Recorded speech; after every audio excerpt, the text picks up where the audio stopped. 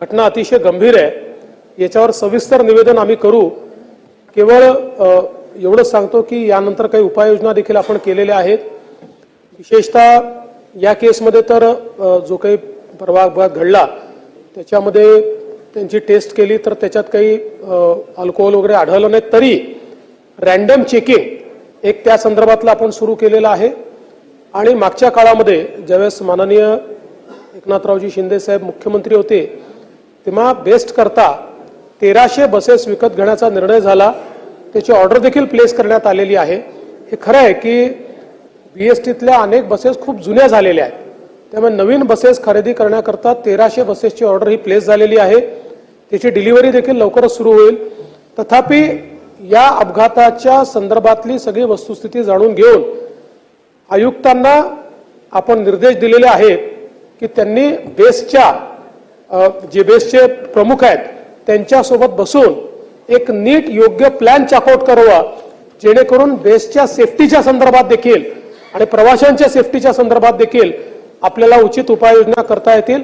तथापि या संदर्भात सविस्तर लेखी निवेदन आपल्याला देण्यात येईल। ठीक आहे, लेखी निवेदन करण्यात यावं।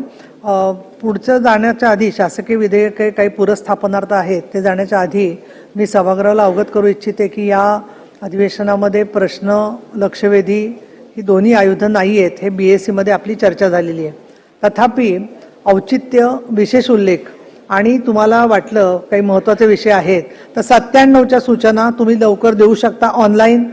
शक्यतोवर 4-5 सदस्यांनी एकत्रितपणे सामूहिक आपले जे अर्जंट विषय असतात त्याच्यावर दिल्या 97च्या सूचना, तर त्यासुद्धा त्याच्यावर चर्चा करता येऊ शकते। त्यामुळे त्या लवकर मिळाल्या तर त्या स्वीकृत करून चर्चेला घेता येतील। एक दुसरं म्हणजे काल आम्ही जेव्हा सभागृहांचा सगळा आढावा घेतला तर नवीन संगणक आणखीन त्याची सिस्टीम सगळी आम्ही लावलेली आहे। त्याच्यात काही अडचण आली तुम्हाला तर हे सभागृहाचं कामकाज संपल्यावर तुम्ही सचिवालयाच्या यांना भेटा किंवा ज्या लोकांनी ज्या तंत्रज्ञानाने काम केलेलं आहे त्यांच्याशी बोलून तुम्हाला काही सिस्टीममधलं समजून घ्यायचं असेल तर त्याच्यासाठी सुद्धा उद्या 15 मिनिटं आधी मी त्यांना इथे थांबायला सांगते, जेणेकरून त्या दृष्टीने सुद्धा तुम्हाला उपयोग करता येऊ शकेल।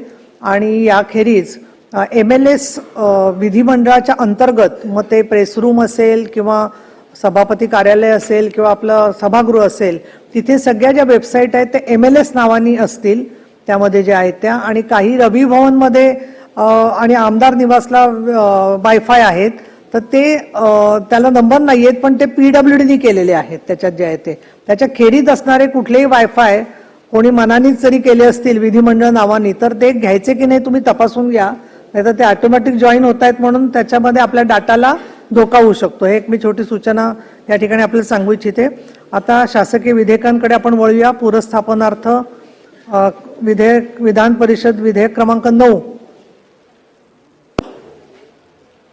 2024 क्रमांक 9 महाराष्ट्र राज्य कौशल्य विद्यापीठ सुधारणा दुसरी विधेयक 2024 मांडण्यास मला सभागृहाची अनुमती मिळावी। या विधेयकामध्ये स्वर्गीय रतनजी टाटांचं नाव आपण कौशल्य विकास विद्यापीठाला देण्याचा जो ऑर्डिनन्स काढलेला होता त्याच्या संदर्भातलं हे बिल आहे।